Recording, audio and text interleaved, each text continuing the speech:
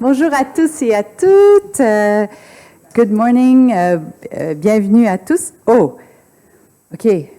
Atamiskatowin? Tawin? Is it in Cree? Sorry? Atamiskatowin? I hope that's not an insult. I hope, is it welcome or? Oh, yeah. Well, I would just say tansy. That's a fancy way to say it. Okay, Yeah. to say welcome? Yeah. Okay, anyway, thank you. So this was provided by, yeah. Just tansy. Tansy, OK. Tansy, OK, sorry. So, bienvenue de nouveau à l'ambassade du Canada. So, I'm Evelyn. We met, I think, in the fall 2023. So, we're happy to see you again back at the embassy. And thank you for coming with us to talk today about mental health in particular. This is a very important topic of your latest book.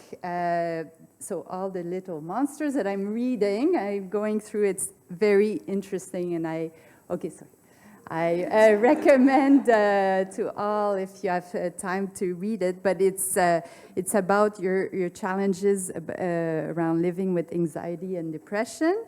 And in it, you share your story very openly and offer strategies to cope and even to thrive. And when we look at your amazing productivity as a writer and your very full calendar as an educator and activist, you're living proof that this is possible. And today's staff event aligns with the commitment of the Government of Canada to foster a healthy workforce and pay close attention to employees' well-being and mental health, and as well as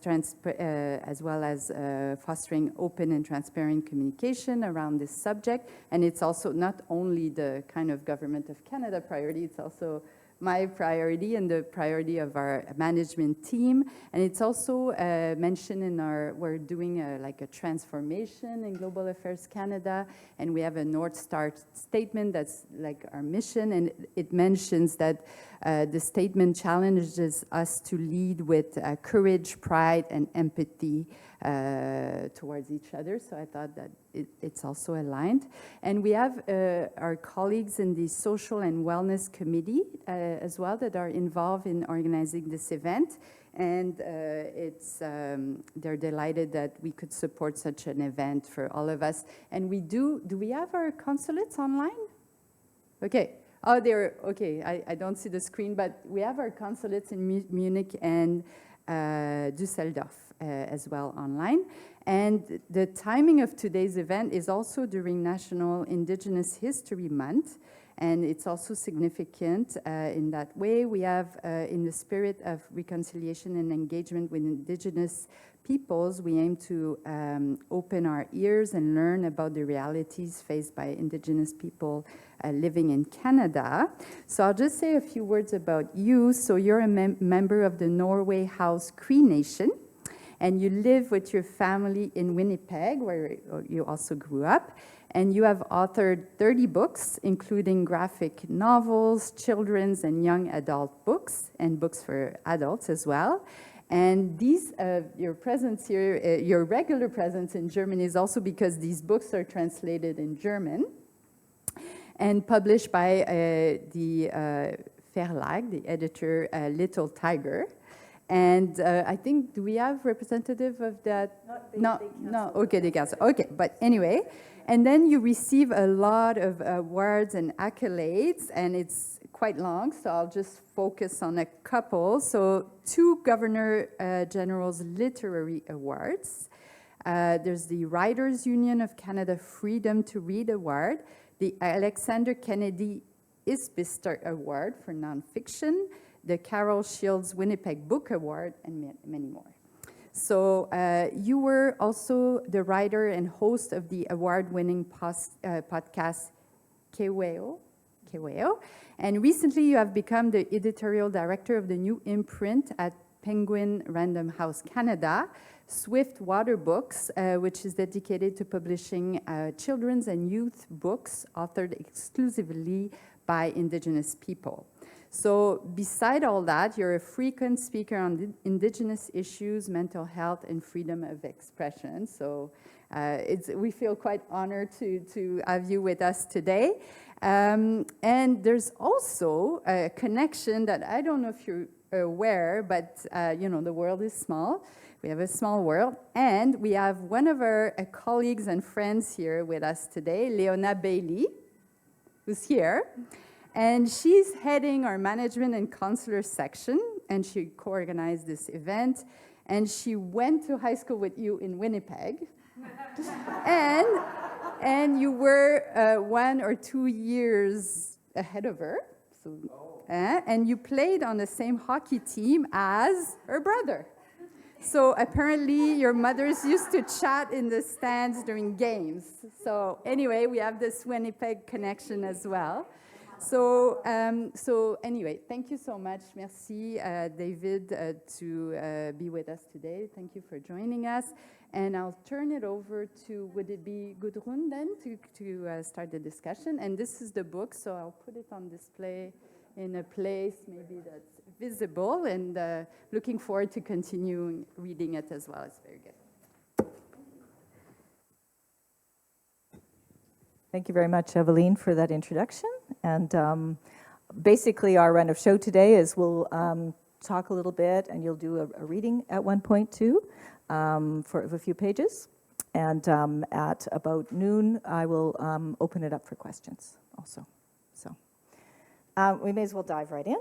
And what I really learned from your book is how you struggle with anxiety every single day, and with depression at times, and how this sometimes can even be very acute when you're expected to perform at literary events. I think the most relevant question I can start with is, how are you feeling today, Dave? How are you doing? Pretty good. Yeah.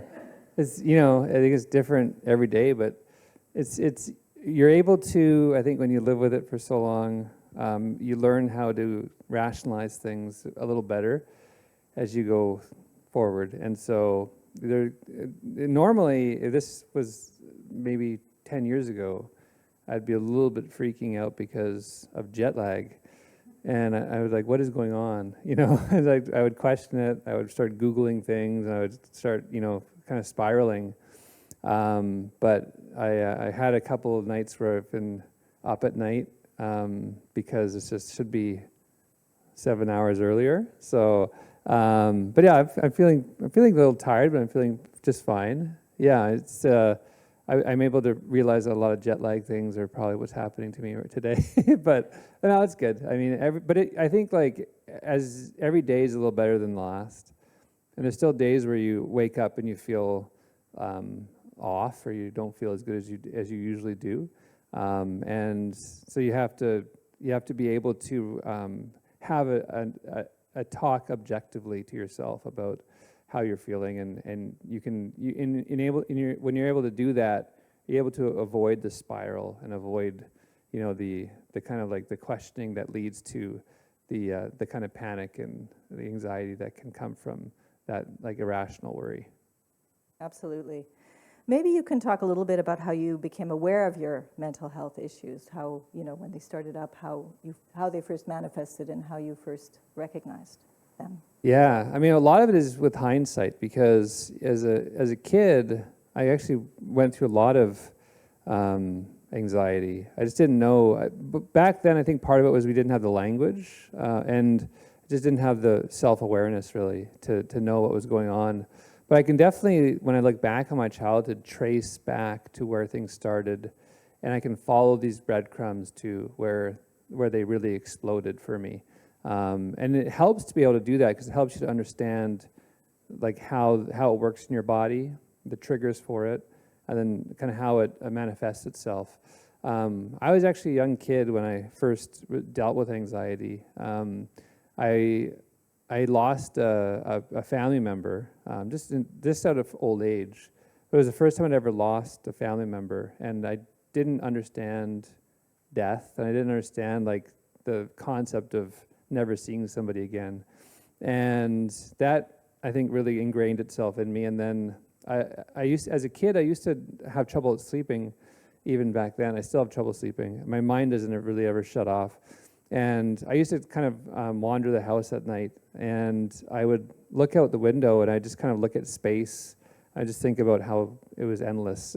And I had trouble like reconciling the whole idea of like life and then no life and what that would feel. I guess it depends on your belief system, but what that would be like, you know, everything ending in the blink of an eye. It was really kind of messed with me a little bit, and I got very angry at the whole idea of having to die one day, and that's where it really started for me. And then, you know, as a kid, though, you really do feel like you're immortal. You feel like, you know, death seems so far away. And then as I got older, late 90s, I developed a heart condition. And this heart condition really just came out of nowhere. I was just playing basketball one day. I was coaching a junior varsity team for Kelvin High School. And my heart started beating, I think about 230 or 40 beats a minute out of nowhere.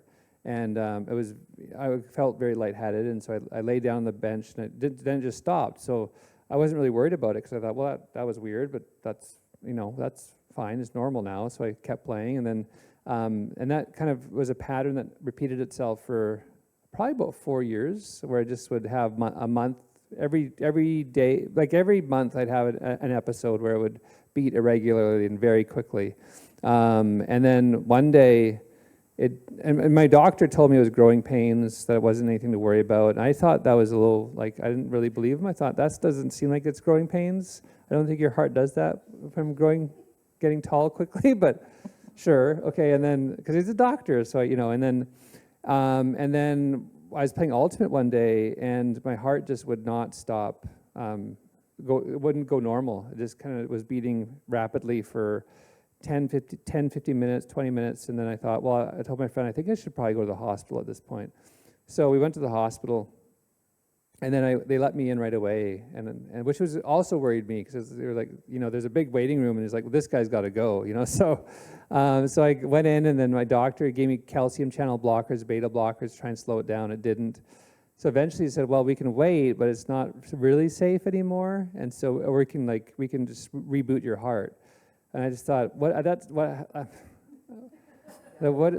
that mean? And he said, well, we'll cardiovert you, and we'll kind of stop and restart your heart. And I said, well, what is the chances you can't restart it? And he said, well, that doesn't ever happen. So I said, okay, sure, whatever. So I got cardioverted, and they reboot my heart. And then eventually I went to the Mayo Clinic and got a diagnosis, because it was going to take a couple of years in Winnipeg to get all this stuff done. And I found out that I had this heart condition called supraventricular tachycardia, and so my whole mindset from that was, I knew what was wrong. Like, I didn't know what was wrong with me. I knew something was wrong. My doctor didn't know what was wrong. He thought it was normal. So I must be right, and doctor's always wrong. And so, but from that point on, I was always right, and the doctor was always wrong. So if I had a headache, I always thought I thought it'd be like a tumor, and it was for sure a tumor, because my doctor wouldn't be right about that. And I remember, like, you know, I had the stomach problems, because there's a very strong mind-gut connection. And I thought, well, I probably have a stomach cancer. It's always cancer or something. And so I actually got as far as to do like a endoscopy. And I did it without anesthesia or anything. And it was the worst ever. But I didn't want to have any drugs. So I had that done. And I felt like I was choking for 10, 15 minutes. But that's the extent of how bad it was.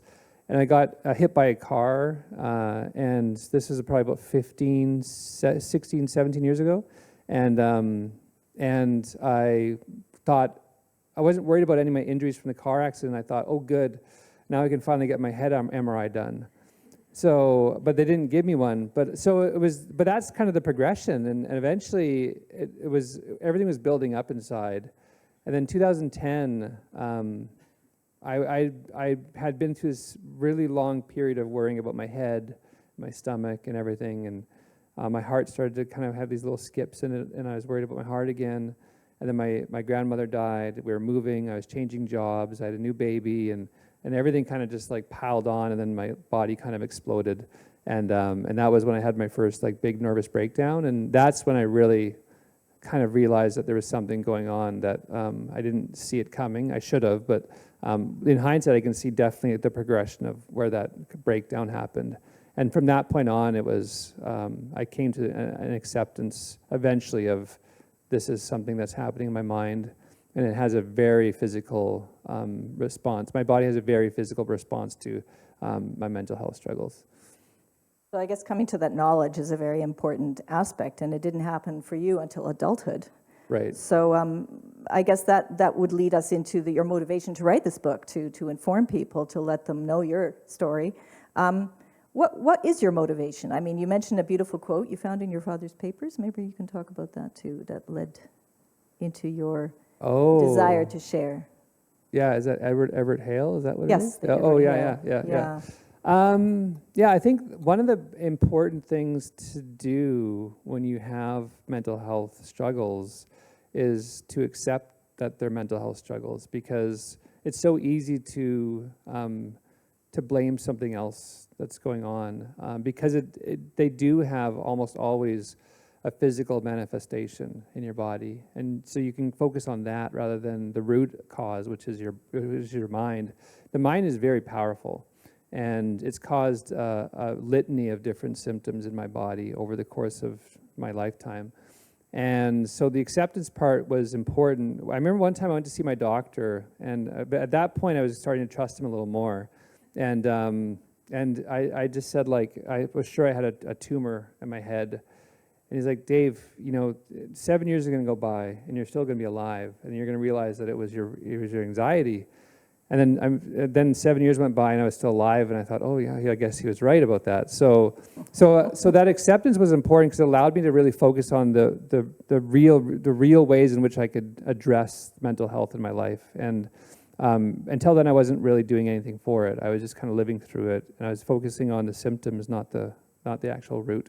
That was really important for me. In the literary community in Winnipeg, in Canada, I got more contacts from my friends from people who are also living with mental health struggles, like Sheila Rogers and Sheree Demeline and Alicia Elliott, and so I saw the work they were doing, and by that time I was pretty sure that I was going through mental health stuff. I was like, I was very reluctant to believe that. But eventually I came to an acceptance of it. And what really, so the couple things was, actually group therapy was very important for me, because anxiety, depression, the stuff that I was going through, it's a very isolating feeling. You don't really believe that you can feel the way that you feel. And you don't really believe that anybody could understand it or feel that way. So you live in a vacuum, and it's a very lonely feeling. And that's, I think, where some depression creeps in. And so when you go to group therapy, when I went to group therapy for the first time, I was in a room full of people who were dealing with health anxiety, which is one of my worst struggles. And then people were talking about different triggers. Somebody might have like some throat issues, somebody might have heart issues, somebody might have whatever it might be. And then you realize that the ways in which it works in your body, the symptoms that people feel, the connections that your mind has to your body, it's very similar. And so you realize that you're not alone, and that you're not isolated, and people do understand how you feel, and they actually feel the same way. So that sense of community was very important. It was actually a very healing thing. And I found that there's a spectrum of support that happens where, people who are new to this, you can in some way help them through it. And people who have been there for a long time, they can help you through it. So it's just becomes this community of support. And that was very important for me. And so I began to speak more publicly about what I was going through. I used characters at first in books as proxy for my own struggles. I think it was insulatory in a way, so I could protect myself. And then eventually I started talking about it, because I saw so many kids coming up to me in schools going, I'm going through that, I'm going through that. I thought I was being disingenuous, not talking about my own struggles. So I started talking about my own struggles in schools, and then eventually I got invited to speak on a mental health panel in Calgary at a writers' festival. And I had a panic attack on the way over to the mental health panel, which is probably feels like it was appropriate in a way. And I love public speaking, so I wasn't nervous about it. Sometimes it just comes. You don't know when it's going to. And so I walked to this mental health panel having a panic attack. And then in the green room, Alicia Elliott, Sheila Rogers, and Sarah Leavitt who's a graphic novelist. They were like, you can stay here, we can handle it, it's okay. Here's some water, and I said, I think I should probably go up and do it, because I felt this is, I'm going through a mental health thing, as a mental health panel, it probably makes sense. So I went up there with a panic attack, and I just, actually the first thing I did was I told everybody in the audience I was having a panic attack, and it really kind of like brought like air into the room, and I think it kind of settled people down, ironically, telling people I was going through a panic attack, and what it did was I think it mirrored people's experiences, and it gave them a safe place to feel that in that room. And that's when I really I saw the way in which group therapy worked for me, it works for other people. And so I realized I had to really talk about it more and more. And so I became like an advocate for mental health, and it became as important for me as reconciliation, really, talking about mental health. And so eventually, when I was, I talked about it for so long and so often, I thought I needed to write it down into a book and just put all my experiences down and just lay it out there for everybody. And as a way that people could feel mirrored in what they were going through, but also that would offer some kind of supports in what has worked for me in living through mental health. It should say how I'm learning to live, not how I learned to live, because I'm still learning. But some of the tools that have worked for me, they're not going to work for everybody. But there are things in here that I think work for some people, and in that, hopefully, it allows people to go on their own journey to figure out what interventions work for them, and that's part of it too. So that's why I wrote this book, was like as a way for me to share, but also to support. Absolutely. And just to get back to the maybe having a little impulse from your father too. This quote, yeah. The quote. I mean, the quote. So one of the things that my dad told me, he was a big model for me. He used to say to me that, and I asked him once, like, why didn't you take better jobs? I don't know, as a young kid at the time, and because I wanted him to make more money, so I wanted his stuff, I guess. I don't know, and he said, I didn't take jobs to make more money. I took jobs to help people. And that was a big focus for him, is helping people in his work. And I've had that focus too in my work. But then in a notebook he kept copious notebooks in his life. I inherited them when he died. And in the last notebook he ever kept, he had a saying taped to the inside of the cover of the notebook, and it was a saying by this guy named Edward Everett Hale. I got it tattooed on my arm in syllabics, just to always remember it. But what it goes is something like, I am only one, but still I am one.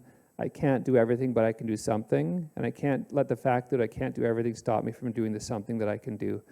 And so it just is a motivator for me to think about, how one thing that you do can have a big impact. And if you don't do that, then I think that it takes away your ability to make some sort of change in the world. And so I try to remember that always. And that's a big thing that my dad, I think that's how he conducted himself too. I'm wondering whether this might be a nice moment for you to read a little bit from the book. Sure, yeah, I can do that. Let's take out my glasses, getting older now. I can read anything? Just. Well, you had suggested maybe the last pages? Oh, yeah, you're right, yeah, that's right. Of course, I remember that. Okay, let's see, here we go. I'm gonna find it. I'll read, yeah. Okay, now I see where I am, okay. Okay, here we go, I've got it.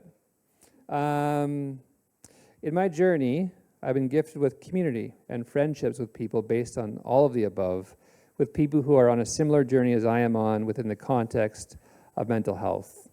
We can't miss the opportunity to heal like that, to heal collectively in support of each other and not in silos where we are left feeling that we are alone, that we have to suffer alone when we are not and when we do not.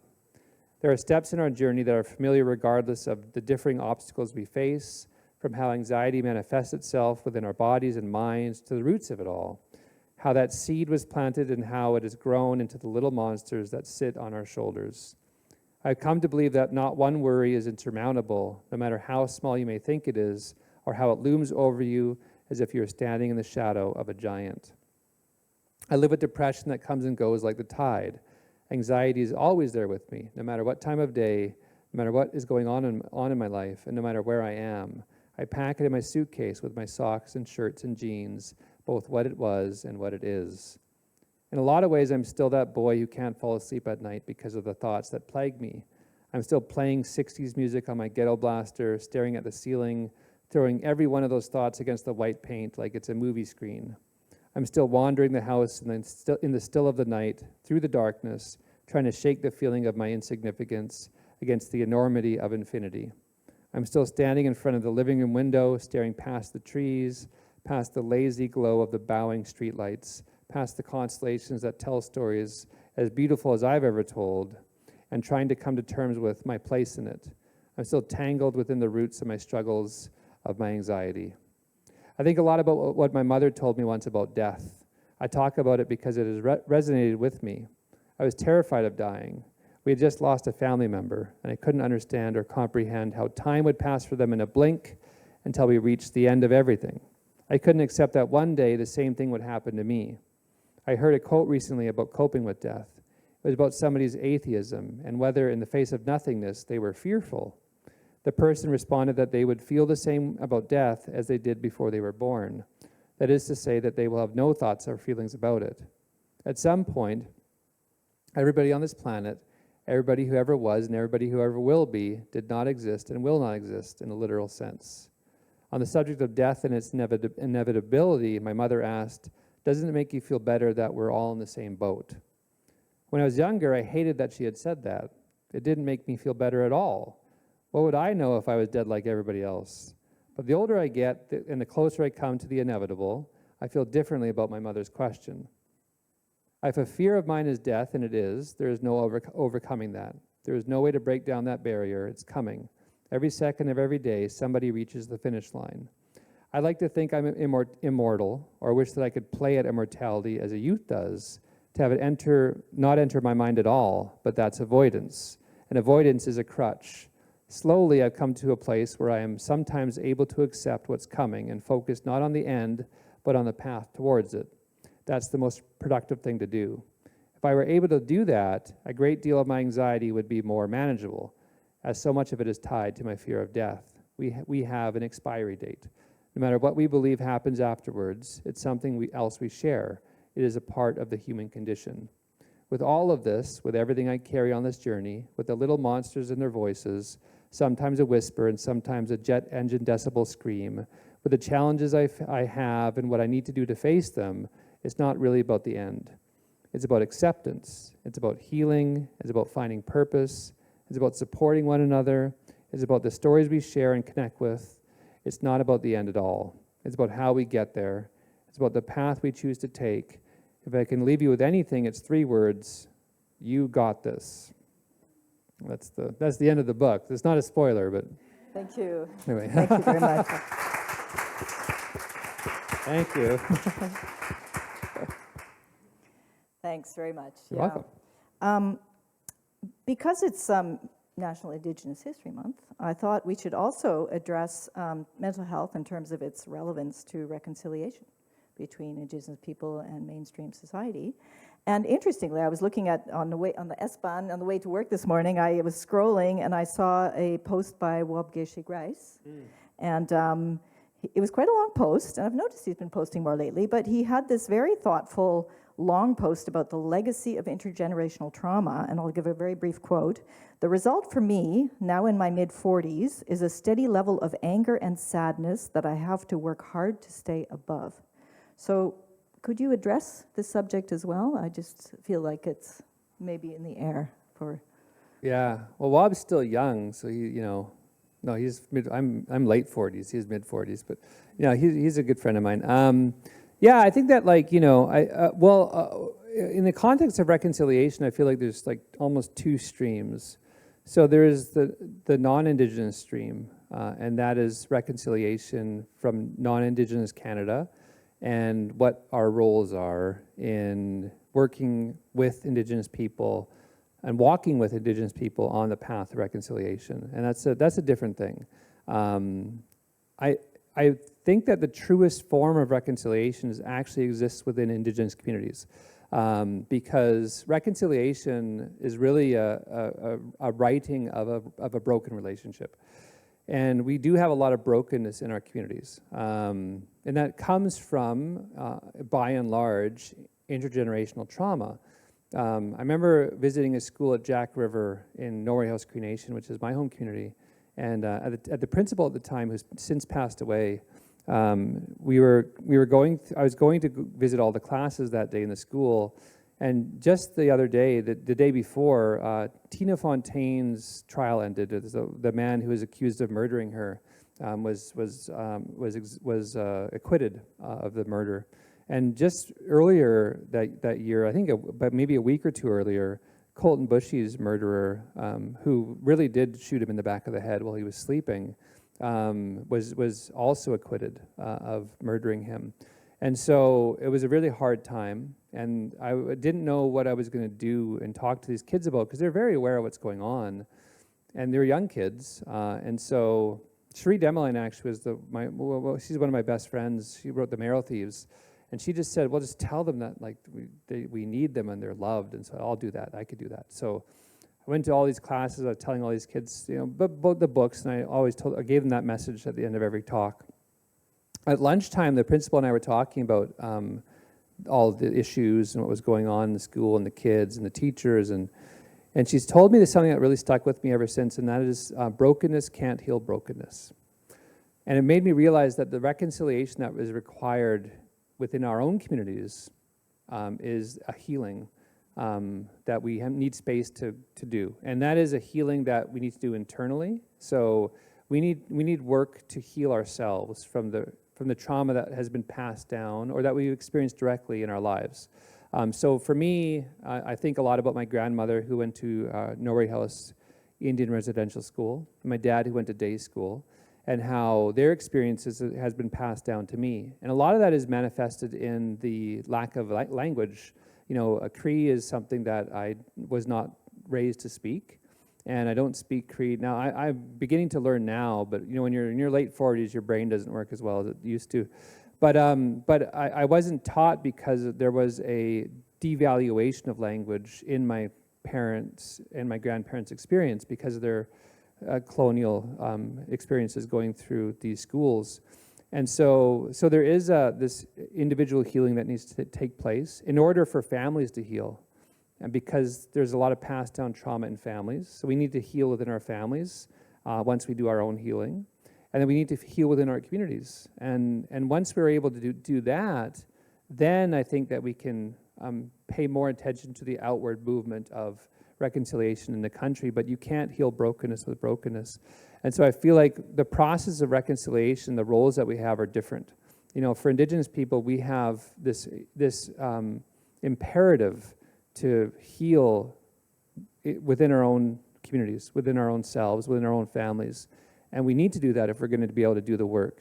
The other role that we have is of storytelling and to share our truths. And so, and mental health is a part of it because, because of the trauma that has been passed down, because of the trauma that we're still experiencing, because we still live in a colonial country in Canada, I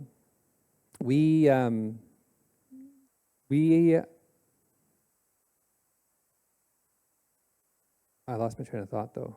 Wait a second. What was I just saying? We still live in a colonial country, so maybe that the Oh, mental health process. Mental health, right? Mental health. Yes.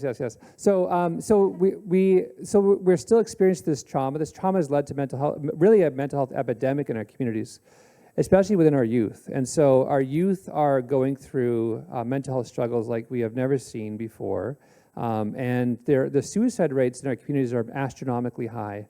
The rates in communities are, I think, 5 or 10 times higher than the national average. And so that healing is also going to address that epidemic. And because the youth are the answers to the future, we need them here. And we need them here to tell their stories. And in order to do that, we need to help them heal and give them the support and access to programming that will enable them to heal.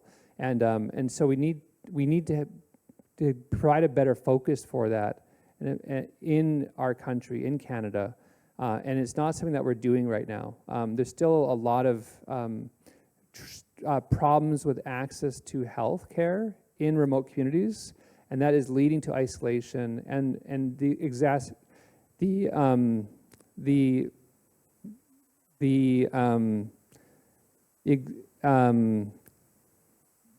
growth of mental health struggles and unchecked mental health struggles, which lead to the deaths that are happening with our youth in our communities. So it's a big issue, and it all stems from intergenerational trauma, but we're not doing enough to address it in healthy ways, and we need to pay more attention to it.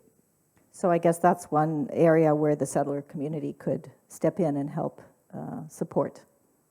Yeah, I mean, I think that it's really this help that's needed, and it's not help that we're getting. And sometimes there's not an ability to ask for help. It just needs to be recognized and provided. And so that's what we need in our communities, is better mental health supports, better access to health care. And mental health is health. Mental health is healthcare. Absolutely. Yeah, one of the distinctions you make at one point is you're sick, not weak. Yeah, well, it's a great thing by a guy named Michael Landsberg. He's a journalist in Canada, but he started this movement called Sick Not Weak. And what it is saying that mental health is not a weakness, which I used to think it was in my life, but it's a sickness. And so just like you treat a cold, or you need to treat the sickness that you have in your mind. And it is like, you have to recognize that it is an illness you have. It's not a weakness that you have. I think this is a perfect time. I think we're at noon, so maybe I can open it up to questions from the floor, if there are any. Anybody have any questions, or are there any on Teams? Yes. We'll just get... And we'll make sure I do, so the people on Teams hear us. I had a question about, I thought it was interesting how you said when you were younger, or when a lot of us were younger, there was no language around mental health. Mm-hmm. I think you've spoken before about being a parent, 5 children. Yeah. So for those of us who are parents in the room, what do you suggest to raise a generation of youth who have stronger ability to acknowledge and cope with their anxieties? Yeah, I do have 5 kids. Speaking of anxiety, but my dad, he never had gray hair until he was in his 80s. I don't have that problem. But, no, I think so. So mental health struggles are often passed down. So my mom definitely lives with her share of anxiety. And I do as well, and a couple of my kids do also. And so I think part of it is being open and honest and vulnerable for your kids. So my kids and I have a lot of talks about it, and then having conversations that include not only language that they can use to describe what they're going through, because sometimes as a kid it's hard to articulate, what the feeling is. And so when you give them that kind of language, it is a dialect. Talking about mental health is like speaking another dialect. And one of the things I appreciate about this book, and I get a lot of emails about it because a lot of people are going through it. And one of the things I hear over and over again is that it's speaking a language that they can understand. And because I think, it takes one to know one, and not to repeat like an old schoolyard thing, but it really does, so I think that's part of it. And so kids like my daughter, for example, she now can articulate what's going on in her body, in her mind, because we've had a lot of conversations about it that are open and honest. So she can say that, I'm feeling anxious, and my stomach hurts today, but I know it's because I'm feeling worried about this, or I'm feeling anxious about this. And so we're able to have those conversations, and we're able to address it because she's able to speak that language and communicate that to us. But also the interventions that we talk to her about, my daughter, she also can incorporate some of the tools that we've talked about. And, for me, that's worked in her own life. And she might refer to it differently, but we do deep breathing together. And so deep breathing is actually therapeutically an amazing way to quell like panic, in your life. So when I have a panic attack, and I have them pretty often, I can get through them without any medication now, just by really, first of all, like mindfulness and acceptance of it. So I'm able to kind of just allow it to do its thing for a minute. I kind of tell it in my head, like, do your worst, and I'll come and do my worst, and I'm still here. There's just like panic that is going to kill me, right? And when I was younger, when I first had panic attacks, I called ambulances a couple times. So now I just let it do it, and so when it's done, I said, now you've had your turn. Now I'm going to try to calm myself down. So I'll do deep breathing, and deep breathing really helps get through it. And so my daughter and I, we'll often do a deep breathing, or she'll do it with my partner, and we'll just deep breathe. And so really it's just like taking it in through your nose. I do it through my nose into my stomach for about 5 seconds, and I'll breathe out very slowly for about 7 seconds, and I'll do that for a couple of minutes. And it really, what it does is it calms your system down, it lowers your blood pressure, it lowers your heart rate. And so my daughter finds that it really helps her in moments of panic or anxiety for her. And so there's different tools that you can use, and it's not just the language of anxiety, but it's also the interventions that work for you. And passing it on to your children, it allows them to kind of deal with it in their own way too. And so Lauren is someone who's really incorporated that in her own life. She does what we call snake breathing. She calls it snake breathing, but it's the same thing. She'll go like, and then she'll go, there's a snake breathing. But it works for her. So, but that's the language of it. So it's being able to articulate what's going on, and then knowing what helps to address what's going on. Any other questions? So you mentioned Googling, because when you have health anxiety, you have something and then you Google and try to find out. And I was listening to a podcast about the use of social media by especially Gen Z, like 6 or 7 hours a day. And you're a father of 5 children. Does that worry you, the anxiety that's related to social media, the use of cell phones, and how do you see that? Or has this impacted you, and how do you see that impacting the young generation? Well, yeah. I mean, I think there's a couple things there. The first thing is that access to the internet means also access to Googling of symptoms, which is one thing. And Googling of symptoms is never good, because whatever you put in there, it's going to tell you have cancer. It doesn't matter what you put in there. It's going to tell you the worst possible thing that you can have, and then you're going to think you have the worst possible thing. Then you're going to end up in the hospital, and the hospital is going to send you home because you don't have it. Usually, 99% of the time, you don't have it. So I've learned not to Google anything. Now, using the internet for good might be finding communities that you can talk to with other people who are dealing with it, that you can have productive conversations about, and not Google symptoms. Never Google symptoms. Now, the other part of it is screen time.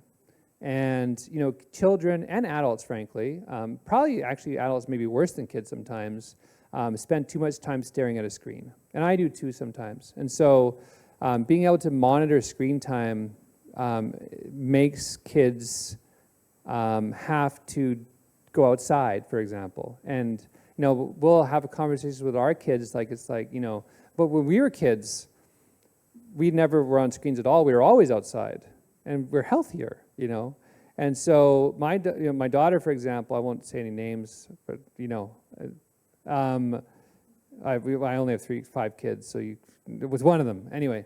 If we're not checking in, she would be on there for 10 hours. And it's not healthy to be on there for 10 hours, like you're watching YouTube or you're scrolling through doom scrolling or whatever you're doing on there. But it does have an impact on your physical health and your mental health.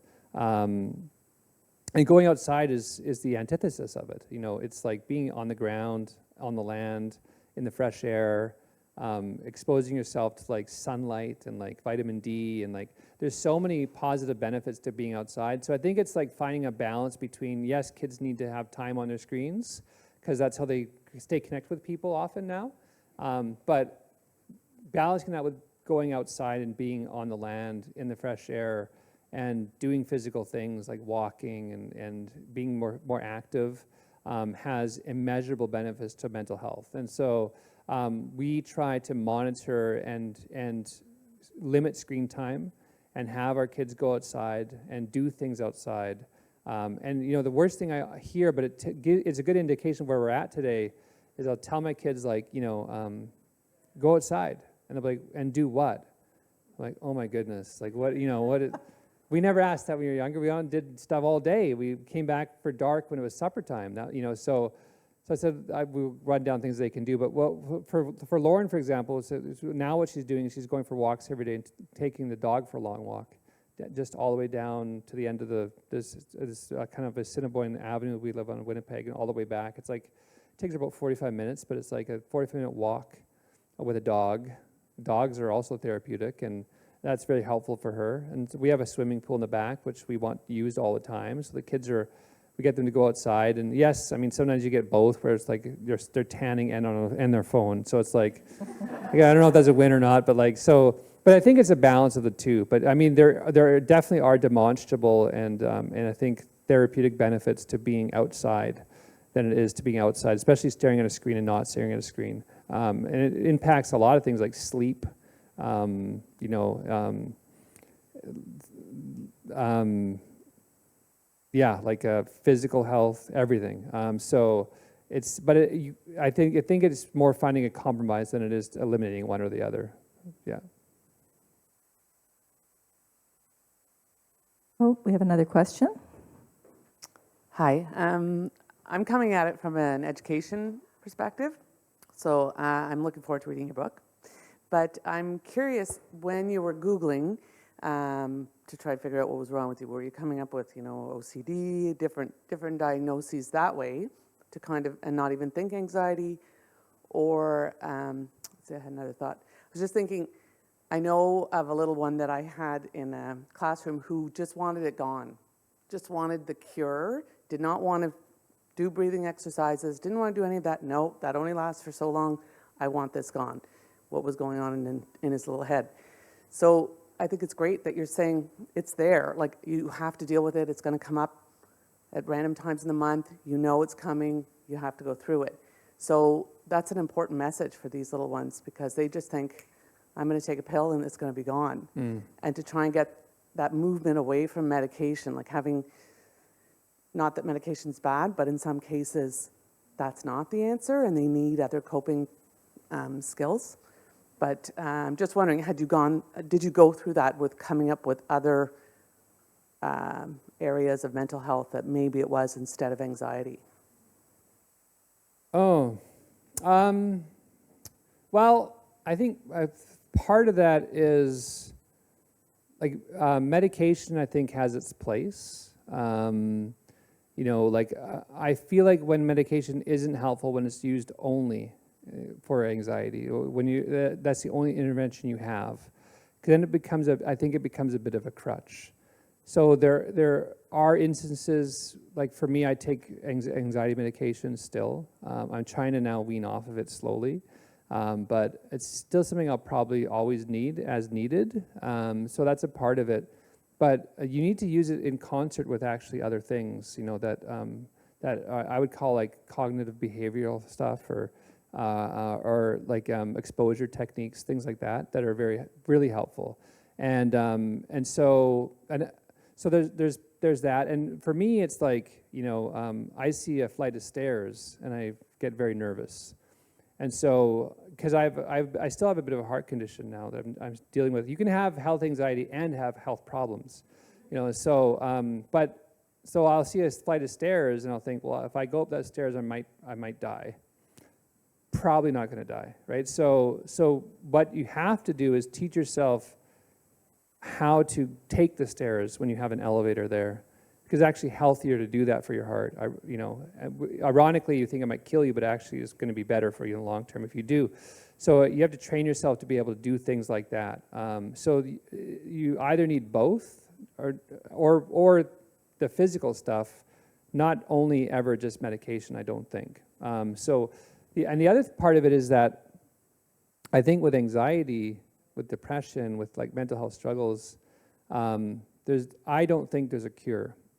And so because there's not a cure, it's committing to those interventions and knowing what works for you when, so you can use the tools in the toolbox when they're required.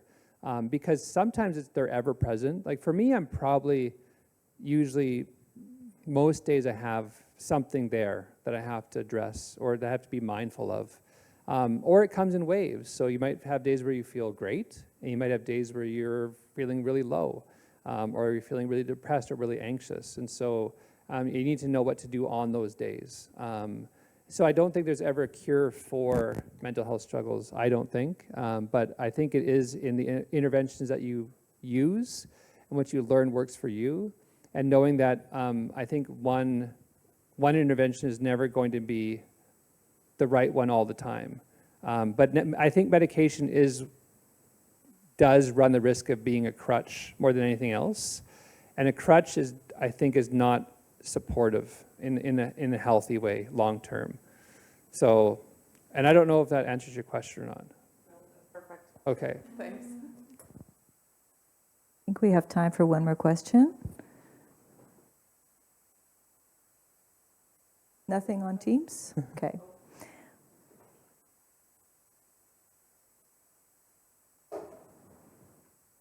Thank you for being with us, and thank you for doing the hard work of sharing this message. And so my question is, do you feel like it is something that's a pressure on you, that people are really turning to you, and now you have to sort of be the expert, and you have to share all your thoughts? And I'm just wondering, does it feel like having prepared and offered us the book that tells so much that you can kind of just put that away and focus on the other things? Or are you okay with just, it's part of your life and that's how you're just gonna roll, is integrate the mental health piece into basically everything that you do? I think it's a part of everything that I do now. I think that in writing the book, I accepted the responsibility to address it publicly. I think you do have to, like when you're somewhat, I have to accept, I guess, in Canada at least, it's somewhat of a public figure. And so you have to do something with your platform positive. And so I think it's part of the responsibility that I've undertaken to do that. At the same time, I'm not an expert. I'm an expert in what I've lived through, but I'm not a trained psychologist or a therapist. So I do have lived experience. And one of the things I did in the back of this book is I told people they can contact me if they have something they want to talk about. Now, I felt like a mistake at the time, but because I've actually gotten probably about 90 to 100 emails since the book came out. It came out in January from people. And some of them are asking me what to do. Some of them are just telling me their life story. And some of them are just like giving me feedback on the book. Some of them are telling me that I'm, maybe I'm completely wrong about how I'm going about things. But I do feel, initially I did feel that there was a lot of pressure because I didn't want to hurt anybody. Because I'm not a trained therapist, and I didn't want to do things the wrong way. I had a conversation with a friend of mine who is a therapist, and I just was asking her, like, what do I do? Because I'm having a lot of emails from people. I don't know what to say often. And she said what you can do is you can direct them to someone who can give proper therapeutic care, but just really just people want to be listened to, and they want to feel seen, and they want to feel heard.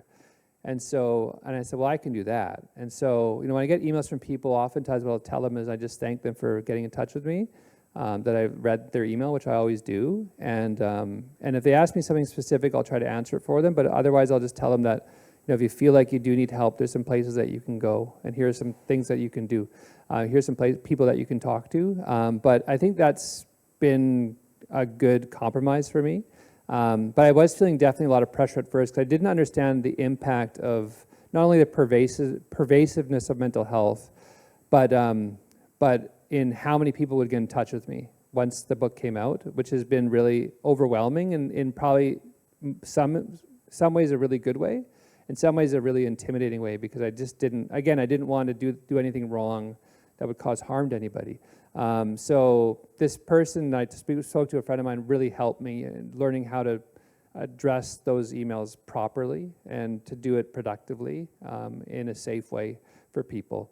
It did make me want to take some kind of counseling or therapy course so I could actually do it and know what I was talking about all the time. My father was a trained counselor, but in the meantime, I think like lived experience is important to have, and it does give you things that you can do. But I think like acknowledging someone asking for help is one of the most important things to do. There's a great book that I bought last year that I read called The Boy, the Mole, the Fox, and the Horse. I don't know if you've read this book, but there's a page in that book that where the horse is asked, what's the bravest thing that you've ever said? And the horse answered, help. And I think that is a really great page, because sometimes the best way to start your healing journey is to ask for help in that journey. And if someone's asking me for that, then I think I can help them out in some small way down the road. Thank you. I feel like this has been actually really helpful, at least. Thank you.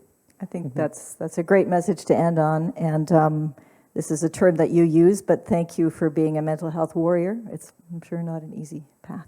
So, Thank you. Ekosani.